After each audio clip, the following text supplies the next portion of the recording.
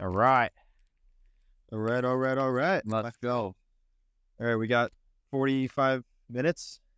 Yeah. My friend. Until your next call. Yeah. Yeah. My friend, welcome to New Jersey. We got lucky today. Yeah. 60 degrees. We got cigars. We got some good drinks. And we have a tree fallen over there. Yeah, man. So, well, cheers. Cheers. Coffee. Cheers. Cheers. JP coffee. How do you, what do you think of Jersey? Because so you travel a lot. Yeah. What do you think? A bit too much. I like New Jersey. Just it's American, right? I'll say that. Yeah.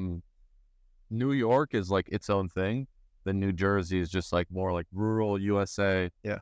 More like hometown type stuff. Yeah. But still developed. Still pretty good. I think you can get really good life set up with New Jersey, but also it's like expensive and shit. Yeah. I'd rather like live in Miami, to be honest. There's better options on the. Well, we actually have the Sons of my eye. We have like the most highest property taxes in shit for the most part in all of US. Yeah, it's bad. Yeah. Let's get these lit. But I mean the city is, 45 minutes away, so it's not too bad. Yeah, it's not bad. It's not like it's like horrible. I'd say like the economics are not really that good. Yeah. But if you're rich as fuck, or if you're pretty well set up, this would be fine. But if I had a lot of money, I honestly would just set up in Miami or set up in Panama or one of those places. But yeah, this is cool. I like it because it does have those seasons, right? True. It's important to have seasons. Like I think the life goal is not necessarily just to live on the beach, because I don't think that's really my personal. Yeah, but this is actually something that's super cool. Yeah, your brain actually operates better when it's in the cold, which is something that people don't know about. Yeah, very interesting. Well, I mean, I love sleeping in the cold. Like usually, I can't sleep. If the room is hot. Like sometimes I'd keep my window open, or I just sleep in a t-shirt or even no shirt at that point. Sometimes I sleep with fucking nothing on, bro. Yeah. Yeah, but I used to not do that. Yeah. I used to be super afraid of it, and I used to think that I would get sick. Right? And I did, but I don't anymore. I'm like immune to it. Yeah. Probably it's because it was in your brain more. Yeah. You just made yourself sick. Yeah, but this is one thing that I realized. Like when I was in Dubai or a lot of like hot countries, I didn't feel as dialed as I normally would have been in like colder places. For example, really, at one point in my life, I was in North Carolina and I was doing work over there. Not work like in North Carolina, but I basically had a rental over there. I was working online. Because it was a bit cold, it kind of kept me dialed. And this is one thing that I think is the reason why your brain chemistry operates differently in the cold, is because back in the Homo sapien days, if it's too cold, then your defensive mechanisms are on, right? You're more wired, you're more dialed, versus it being just like hot, humid, whatever it is. Your brain's a bit more chill, and it doesn't look for like hustling harder. It's true. And I think the immune system is very active, like your T cells, your white blood cells.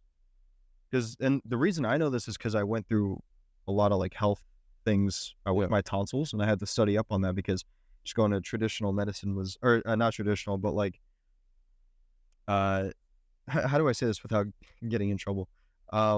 Just normal everyday medicine, antibiotics and whatever, for that. So I had to do my own research, and the cold does really well. Like for example, Huberman talks about doing cold showers and all that stuff, but there's a reason, because it activates the immune system.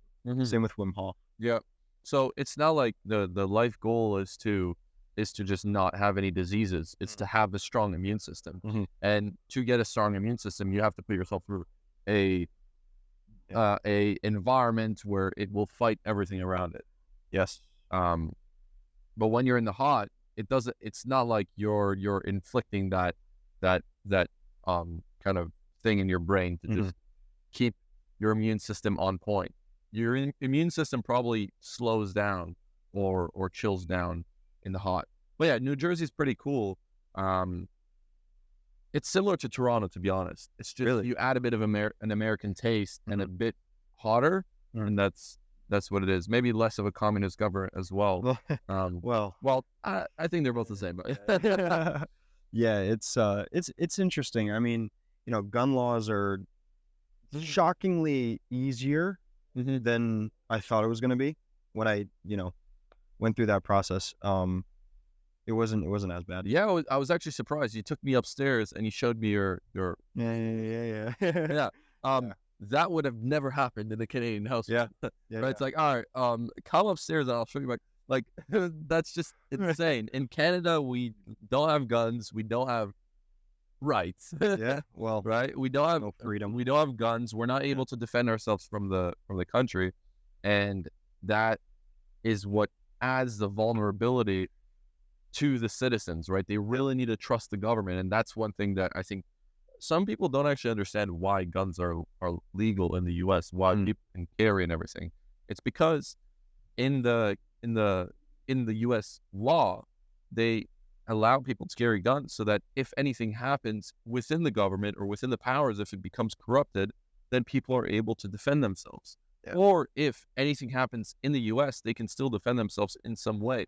In Canada, you can't defend yourself. You have to trust. Abide. Yeah, you have to abide. You have to trust in the government. And so, for example, everything that happened with COVID, I don't trust the Canadian government. I'm sorry, but I just can't trust them. Yeah. And there's nothing that keeps a citizen to protect themselves. So it's like, especially, during that time. I mean, the bank accounts and the riots and all that stuff. Yeah. But I mean, unfortunately, we're moving towards that. Like, they're trying to get rid of assault rifles, and then once they have that, they're going to get rid of handguns and then all that stuff. So they're slowly moving their way because they want to be able to control.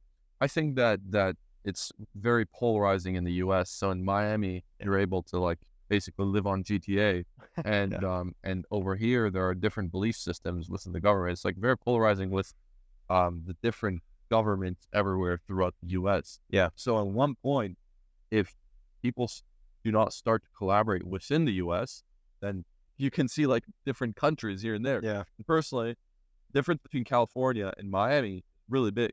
Yeah. It's between here and Miami is extremely huge, or even Texas. They're all like basically their own countries, which is cool. In Canada, it's all just one big ass piece of land that no one uses, and there's oil everywhere, but they just don't drill it. Yep, because then the whole war will start if that happens. Why? Money. Everyone's going to want. The U.S. is probably going to want to touch into that. The U.S. is going to want to get into it. Yeah, the U.S., Russia will want to get into it. Yeah. Kuwait, right? Iran, Iraq. Everyone's going to want it because that's where all the money is. But it's interesting that you mentioned like the different governments between states, because some people were saying that there could be a possible civil war. Yeah. Because what's going on at the border in the U.S., where it's open borders, right? So, people from Mexico can just come right in and no one's defending Texas. Texas is surprised about that. Like, you can just walk into a country. Yeah, well, they know exactly what they're doing. Because they're going to turn them into Democratic voters. That's going to support the election because they tried to rig it last year. Just didn't really happen. So I'm going to be very, very interested. Well, I currently am interested in what's going to happen this year. Yeah. It's going to be very interesting. I mean, maybe cyber attacks. We don't know. The pharmacy, one of the biggest pharmaceutical companies went down. Their systems went down from a cyber attack. Wow. AT&T went down for like a day. AT&T and I think T-Mobile went down. And then Facebook and Instagram shut down all within like 1 week, 2 weeks. Yeah. What are they doing? No idea. Well, personally, for example, if I was a young guy and I was looking at all these issues, problems, right? What would you do about it? So it's a very good question. One can complain. One can use it to their advantage, or one could completely ignore it. And obviously, complaining is not going to do anything. It's just going to waste your time, mental bandwidth. Ignoring it cool. But if you try and leverage it, do something about it in a positive manner, such as like use it to your advantage in business, in life, um, it will set you far. So for example, like when you realize that all these things are all happening together at the same time. Now, you don't have to be a conspiracy theorist or like assume everything, but just keep your eyes open. Keep yourself aware, and then you see different opportunities that come about. Yeah. Right. And especially because you're young, you're easily manipulated within the school system, within your friends and stuff like that. But if you try your best to keep your eyes open, you'll start to see the certain patterns, certain things that happen, and leeway for opportunity, right? So for example, if the government is supporting like climate change or whatever, what if you just built a business and made shitload of money from that? Like you don't even have to really, you don't have to be passionate about it or whatever. But if the government is funding businesses to do X, Y, and Z, like you could just drop into it. This is what I believe on this negative news stuff, right? Ultimately, majority of the time, negative news that doesn't actually benefit you. It's actually the reason why people focus on the negative news is because of our human instincts. Yeah. Back in the day, when we were Homo sapien, if we didn't hear the negative news in the tribe, then either the likelihood of us getting like killed or us dying was much higher. Yeah. So as Homo sapiens, we would need to focus on that negative news versus the positive news. Yeah. And nowadays, that is actually not a mind frame that puts you in the right position to thrive in this country. Sure. This country is ultimately resourceful, and there's tons of positive news. Yeah. Why does no one speak about all the positive news, all the multi-millionaires? You just told me that this guy, Cole Gordon, he took medical e-commerce business from 100 to 3 million. That's crazy. Yeah. Right? That's positive news. Yeah. But no one tends to focus on that because of our human genetics. Yeah. Right? Oh, if you didn't hear this negative news, you might die. Yeah. And I'll tell this to most of the viewers right now, you will not die either if Trump gets into election or if this other guy gets into election. I don't think you will die. I don't think there will be something. Nothing will happen for the most part. Yeah, exactly. And if anything does happen, you can just, with all the focus you've put on your business, you've made a lot of money, you can just private jet the fuck out of the U.S. Just leave. Yeah. Exactly. Yeah, that's the thing. I mean, that's why you are, a digital nomad. You're always traveling different areas. And I think that's why it's important to have that freedom. And that comes with being aware and knowing where you want to take your next 5 moves, essentially. Exactly. And another thing when it comes to the negative news thing, right? When someone is so focused on negative news, that also means that they're also then going to consume more, right? When you're focused on negative news, you think that you're going to die. You think that the world's going to end. Yep. When you think the world's going to end, that also means that you want to consume things around. Yeah. Right? And so as a monkey, if you saw that the tribe is going to die, or there was a hurricane that was going to come, what were you usually inclined to do? You're inclined to go and eat food, go and populate your seed, go and do all these things to make sure that your bloodline continues and you can stay alive, right? And so if you take that mind frame and put that to nowadays, you're focusing on negative news all the time, then you'll be more likely to consume more things and consume the shit that will put you in a worse situation if bad things actually happen, right? So you'll consume garbage food, you'll consume things that are like lustful online, consume Instagram reels, all this kind of stuff, which puts you down. Ultimately, and in order to change that is focusing on the positive, focusing and changing your mindset from a place of scarcity into a place of resourcefulness and abundance. Exactly, abundance. Because when you're focusing on negative things, you think that there's scarcity, you think that the world's going to collapse. But if you're thinking within resourcefulness, then you're focusing on building, bringing more value to people around. Yes.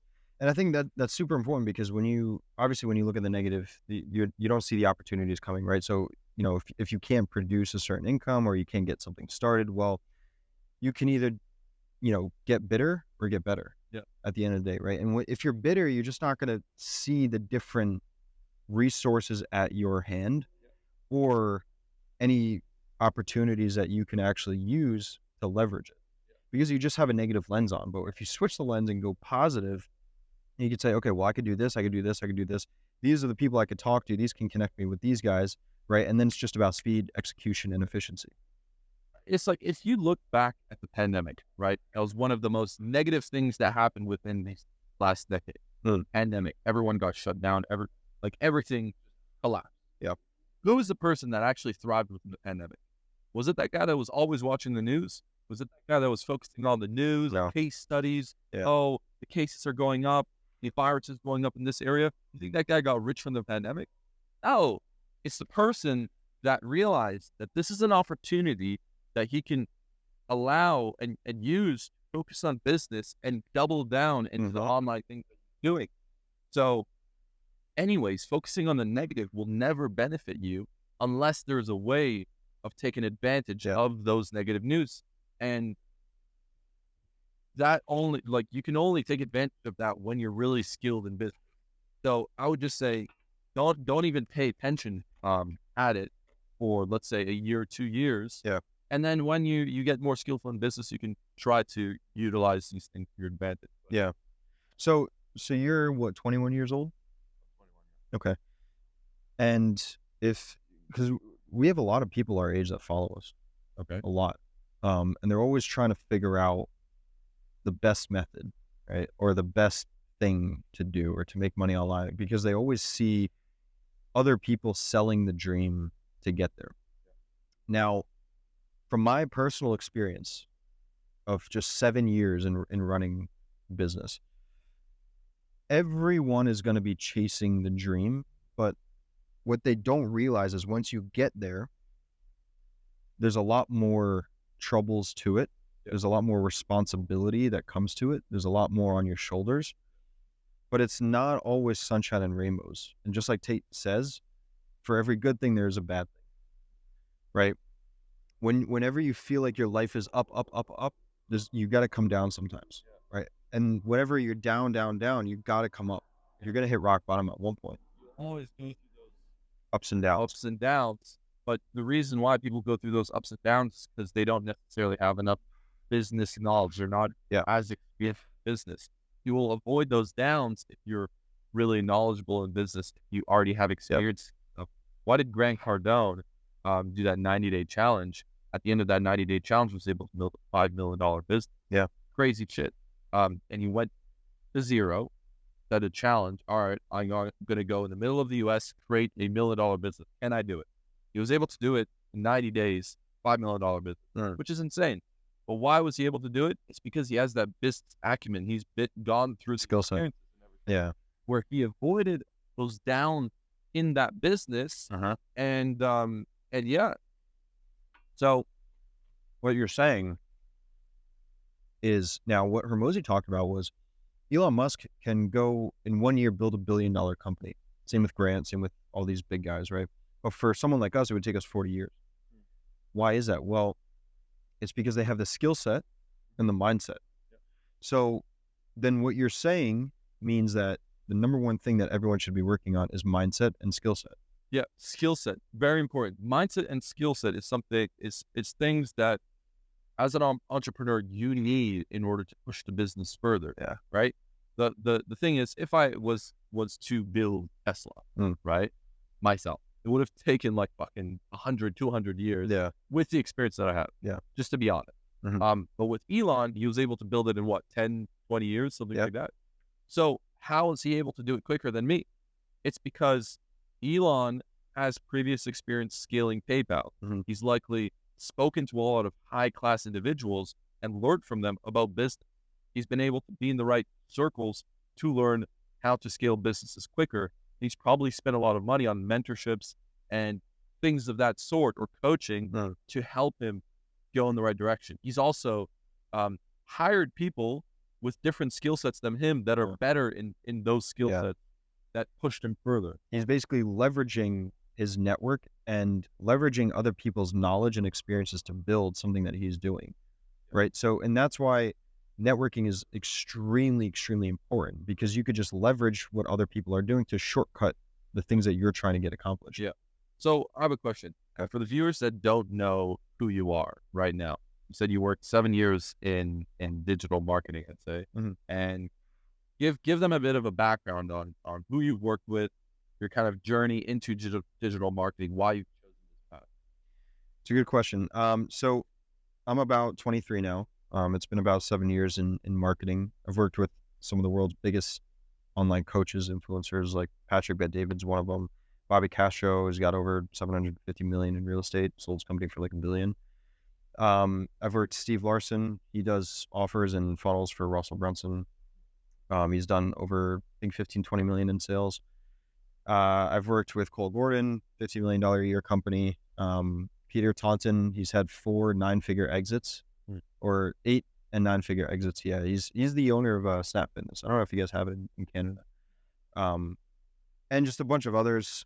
So, I've been doing that for about 7 years, building their programs. So, like, we build all the marketing side. So, the email campaigns, the paid ads, the funnels, automations. So anything that's sales related, we bring in leads, convert them into sales for the program. And, started, holy shit, look at that eagle. Oh, what the fuck? Wow. He's big, dude. Yeah. So it's very interesting working with those ultra high net worth individuals because of the way they operate. And just like I was saying on your Zoom call, they operate from a place of where they're trying to get to, not where they currently are. Yeah. Right? Man, the sun's really killing my face here. Yeah. But they operate in a longer time horizon. But when you're trying to get started, it's something similar, but it's not always exactly that. So what do I mean? Well, if you're at 0, you have to operate from the position of a $10,000 a month business owner, right? If you're at 10,000, you have to operate at 50 to 100. The thinking process is very different because they think on longer time horizons. And they also don't pinch pennies, but they're very smart with their money. They know where to put it. They see where the opportunities are. And for the most part, $0 to $1 million in sales is just sales, just focusing on sales and having a really good fucking product.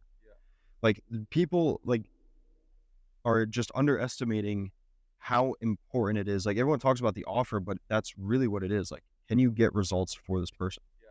And if you can, then that's a very strategic advantage that you have.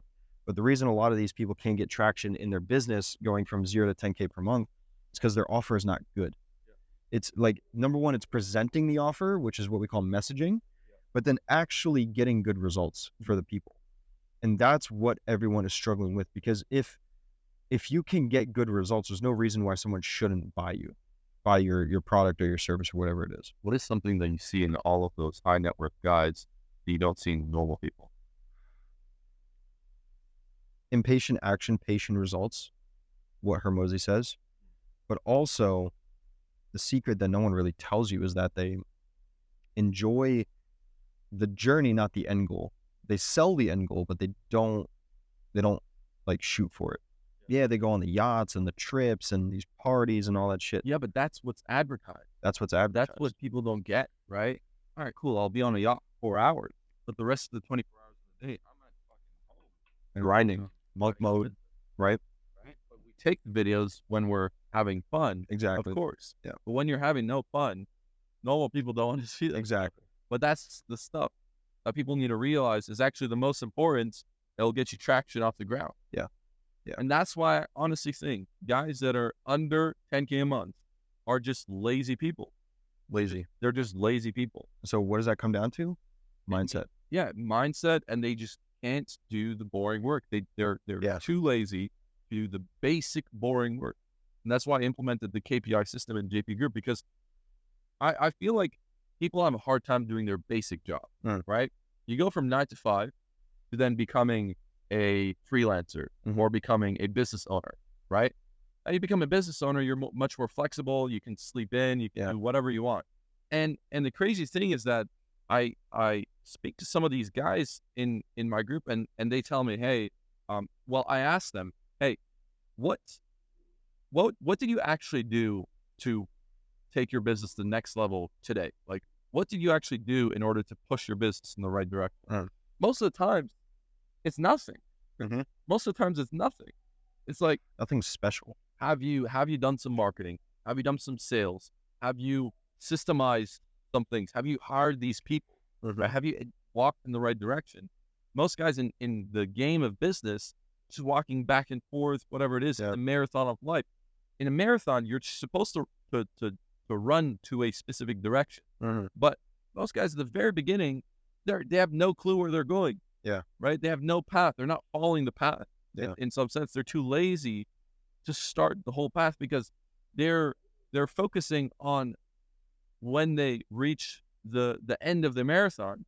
I realize the marathon is an endless marathon. Yeah.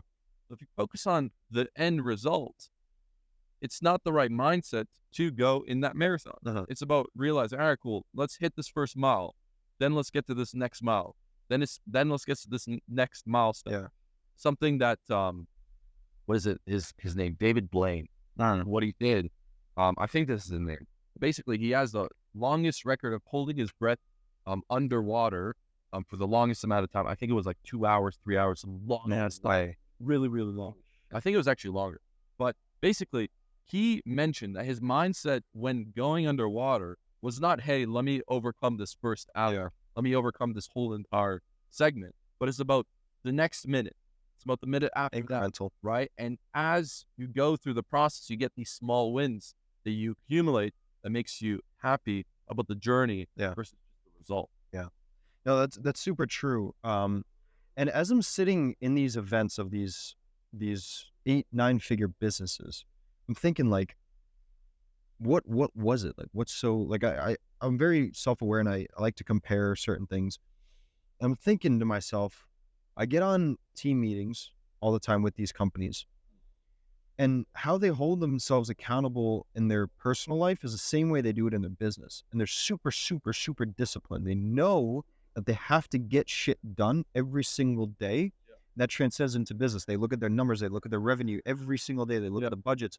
They look at what the lead flow is coming through, right? They look at different angles and certain things that they can do for marketing. They keep themselves super consistent with discipline. Yep.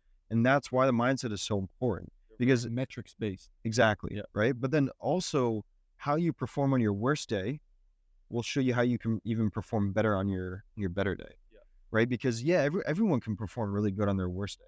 Yeah. But it really comes down to how you can perform at what level on your worst day. Right. If you're feeling like shit or you're just not feeling motivated or driven, that's going to determine a lot of the things that you do. Right. These successful entrepreneurs they operate at a completely different bandwidth, right? Because they know what they have to do. And that's what those guys that are under 10K a month or 100K a month need to realize.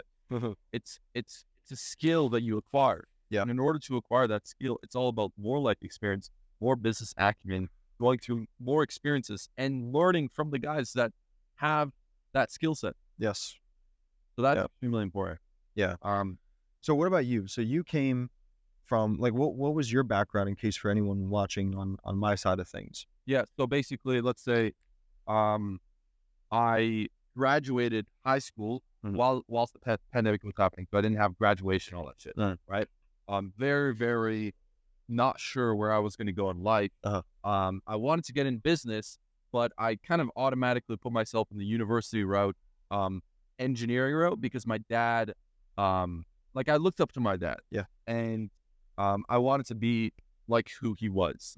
And 1 year into college, as a mechanical engineer, I realized that that's not the life I want to live. And especially because I never actually went to college. Like they didn't let me go to the college because of how shit education was during the pandemic. I didn't actually wasn't even able to go to college. So I was like, fuck this shit. Like, I was like, all right, cool. If I don't know anything about business, if I don't know anything about making money, how about I do something that I know what to do and I know how to work hard. So I decided to get 4 jobs and be relentless in those 4 jobs. I had 2 landscaping on-call jobs. I had 1 security job and I had 1 lifeguarding job, working nonstop 24/7. Let's say, because it was in close proximity, I was able to cycle through all these jobs and everything. And so my work ethic was really strong. And so once I reinforced that work ethic, I was like, all right, cool. So now with this, how can I go to the next level? Well, increasing my hourly rate, It's in getting into the business world. So, all right, cool. I want to get into the business world. I decided to transition from engineering into business. It was accounting and finances. And what I did that semester is I went to a few classes, and most of the time they're speaking about bullshit like workplace ethics. How do I support this community? How can you make employees happy in the fucking workplace? Motivation. Of course, this is important stuff, but it's not the most important stuff. Yeah, doesn't make you money. That makes you money. Yeah, exactly. And especially because the business professors didn't have money. They were all being paid salary. Why the fuck would I listen to that guy? Yeah. Why would I listen to those people if they don't even have the life that I want to live? Yeah. So how do I go about this, right? I'm in university. The university or college is teaching me garbage, literally garbage. And you're paying debt. You're paying these unqualified people to teach you things about business that they don't even know about, right? So they're following a curriculum that was created from an institution that doesn't really have your best interest in mind. Yeah. And so, all right, cool. What do I do about it? You need to focus on learning from people that have it. Where do I find them? Networking, right? So I started networking a lot, started getting into the right circles. And through that, I was able to find that first opportunity, which was when I met this Asian lady, older Asian lady, that managed a e-commerce business, a medical e-commerce business. And so we spoke a bit. I then went to her office the next day. I got hired as a manager at her business because she was actually looking for a manager. Crazy thing, she didn't know I was 19 at that time. And so I was the manager of a few college graduates, right? People that were in their 30s, people in their late 20s, they didn't even know. But I did a really good job within that 6-month period that I was at a 9-to-5 job. By the way, I did drop out of college when I got that opportunity. 9-to-5 job paying me $70K a year, right? 3 months in, I bumped up my my income to $100K with commissions because I was doing such a good job. Took that e-commerce business. We're selling CPAPs, like medical equipment. Sleep apnea, people that have those problems. From $5 to $10 million, I took that business within that 6 months time. And then, it was all through basic marketing and knowledge learning people online. But then I was like, all right, cool. I feel like a robot now. I was in that business, not really incentivized to continue that business going. And I was like a 9-to-5 slave. I was like, let's test out the matrix. See how the matrix looks like. I was like, okay, there's these guys in Miami that are racing supercars and living wherever they want. And I'm stuck going to work. And I made this lady $10 million, right? And I still can't live the life that I want. Yeah. So I was in a system. How do I get out the system? Again, networking. So as I networked, I was able to, number one, leave my parents' house. I realized I had to change my environment. So I left my parents' house. And then from there, I was able to land a sales position under Andrew Tate. Only commission sales job. And so right now, you might say, oh, yeah, of course I would take that opportunity. Back then, Tate wasn't famous. But as famous as he is right now, we didn't have unlimited leads like they do have right now. And so I got into that job. My first month, I made $500, right? Nice. And then the next month, 10K. Oh, and then the month after that, 20K. And then the month after that, 55K. Right. Wow. And so I became the best salesman under Andrew Tate's whole entire sphere. And I kept that record consecutive for 9 months straight. Oh, shit. And from that, with the hard work principles that I had, I just put that into sales. And that's how I was able to go and make those really good months, because I just had really good work ethic. I was like, every single hour that I can work or I was alive, I just put it into sales. Yeah. I learned sales, moved into sales management. After sales management, then I moved into personal brand consulting. So getting into the marketing space. I got a few clients, including the Sartor shooter, if you know about him, some other guys in Dubai, and then created sales teams, added sales teams into their funnels and helped them with their marketing. That's how I went about it. Then I realized, all right, cool. If I'm generating leads for a personal brand, and if all the money's going into these personal brands, if I'm seeing like The Rock, built a $3 billion business in 3 years, right?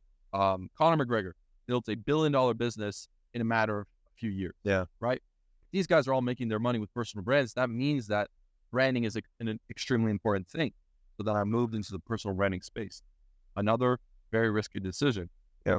Because at that point, I only had like a few hundred followers. Yeah. Right. So I took down my clients. I basically left that personal brand consulting thing, moved into personal branding. And through the experience that I had, I was able to generate views, and provide value to the world. Now I'm kind of like in the position I'm at right now, where I've got a sick-ass school group. Yeah, where we're ranking, moving up there. Exactly. So for someone who's young, they're trying to make money, they're trying to get some traction. I mean, personal branding is absolutely important, but like if they had to pick 1 to 3 things to focus on or to do to actually get 0 to 1K followers and then 1K to 10K followers, what should they do? So number one, you need to have a strong work ethic, right? You need to realize, all right, you do not know nothing about the world. Start working hard, right? So consider getting a job. Something that's hard. Even if you're not incentivized to work hard, work fucking hard. And people demonize getting a job. Yeah. People demonize it, but there's so much to actually learn about it. Yeah. You're basically getting paid to learn. Exactly. And that's what I realized back when I had those 4 jobs. I'm being paid to learn skills. Might as well get paid to learn skills, right? They're not necessarily the highest, most important skills to have, but at least you're being paid, right? But for those guys going from 0 to 1K and 1K to 10K, I'd say it's all about, number one, getting in the mood of creating content. So knowing that personal branding is extremely important, and you will need to document the process, you going up in the world, right? So you need to create content on a daily, even if you're not making money from it. Create content, because having a personal brand will lead you to immense amounts of opportunity. Not even necessarily money wise, networking wise. It will get you that new job. It will get you those access. Exactly. That access. Or why am I going to LA?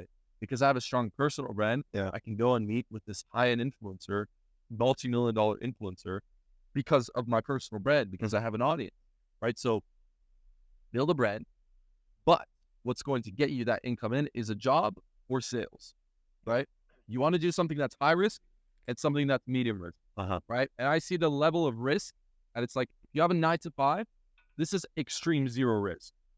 Right? Because you're basically a bot that's being paid to do bot work. True. Right? And then in the middle is sales. It's commissions. You have to work hard. Scalable. Middle risk. Right? The top is business. Right? It's complete risk, but you can make tons of money and you can lose a lot of money. Right? And you have to realize, as you go from here to there, sticking here for too long is going to be a greater risk, because you'll kind of sacrifice almost eliminating your whole entire life. Like, I know guys that have spent 30 years in the 9 to 5, and now they want to tap into business, and it's kind of too late for them. It's kind of too late, because they haven't taken action quick enough. This is actually something that frustrates some guys, but they see a guy like me, 21-year-old, right? I'm fucking going to LA, and then I'm going to go to Lisbon, and I don't know where else I'm going to go after that, right? How can I get all this lifestyle, all this money, at this young age? Realize that right now, the reason why I was able to go so far in life is because of the speed of my decision making. I was able to make decisions quicker than the normal person. I made a decision that maybe took me a few seconds, right? Leaving my 9 to 5 job. All right, cool, done, right? Didn't overthink it. Yeah, exactly. Leaving college. Took me a few seconds to make the decision. All right, cool, I'm done. For some guys, it takes them years, if not decades, to make the same decision that I made, right? I still have some friends that are back in university that have told me, hey, I want to drop out of college. I want to drop out of university. I'm like, dude, it's fucking too late. You took too much time to make that decision. It's all about speed of decision making. And if you're older than me, it's not my fault. I didn't get into some lucky thing, right? It's just, I put myself in the right circles, right? I networked properly, and I was able to make decisions quickly. Action on the things that were in my brain, actually took action on those things. And that's what you teach inside of JP Group. Of course. Yeah. Speed, execution, efficiency, what PVD talks about. It's huge. It's huge. So I guess with a couple of minutes we have left here, I know, so people definitely on your brand, you might want to tap that one. Actually, I don't know if the heat's gonna go through. Yeah. There we go. Check that out. Cigars are one of the, by far, who's ever watching this, cigars are by far the best social thing you can ever do. Yeah. I've gotten so many connections by coming to a networking event or just some marketing event or whatever with cigars. Yeah. It is such an interesting thing. It's opened up so many relationships and connections for me just by having one extra cigar for someone else. Yeah. Yeah. And someone might say, oh, it's expensive, all this bullshit. No. The networking opportunity or the good karma that you will unlock with that one high net worth guy will lead you to perpetual value or perpetual money, right? For example, back when I was in Dubai, there were some moments when I didn't have that much money. I would always pay for the bills. Yeah. I would always buy an extra cigar for that extra guy that would come over. And some of these guys that were sitting on the tables with me, they were multi-millionaires, right? I would pay for the fucking bill. Yeah. And just because I did that, they all looked at me in a much more positive manner, right? Just by different lens. Right. They would see me and they're like, oh, it's that young guy that's hustling, whatever it is. All right, cool. Right.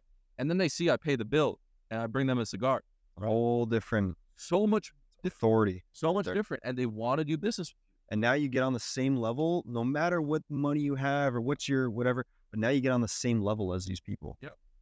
That's huge. I've met so many clients, so many past like mentors and just friends just from having cigars or getting in the spot of that. Because cigars are very good conversations that you have. It's an etiquette thing.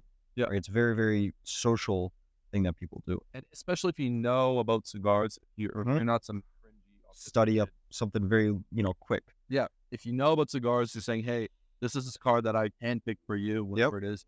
You might think, oh, you're trying to suck the guy's dick. No. Like, this is how you do the world, right? You're proactive. If you don't try in the world, you're never going to get anywhere. Yeah. Those people that, you're trying to please the guy. No. Of course, I'm trying to get in the right hands with people, right? So, people that speak like that, I never want to speak to them. I never want to be around. Yeah. Need to get on the road. Yeah, man. So people watching this on my brand and my channel, where can they find you? They can find me on Instagram at JPDANDREAA. You'll see me fly a lot. Maybe when this gets posted, I might be in fucking Lisbon. Probably will. Yeah, exactly. I might be in Lisbon, just hustling on the JP group. I'm so excited for my group because we're like ranking up. Yeah, you guys are kicking ass. Yeah. Some of the top dogs you already beat up. Yeah, literally. Like if you look at sales and marketing, you click sales and marketing on Discovery. Yeah. I'm ranked number 12. That's fucking wild. Around guys like Luke Alexander, and Andy Elliott, those guys. Yeah, that's fucking wild. And you? Well, same thing. Instagram at David Balji, Balji, and that's where I usually do most of my stuff. Twitter, a little bit here and there. TG, Telegram, a little bit. But for the most part, it's Instagram and YouTube. Yeah. Follow us on Instagram. Yeah. I'm looking forward to chat with you guys. Yeah. And influencing. Yeah. Yeah. All right. All right.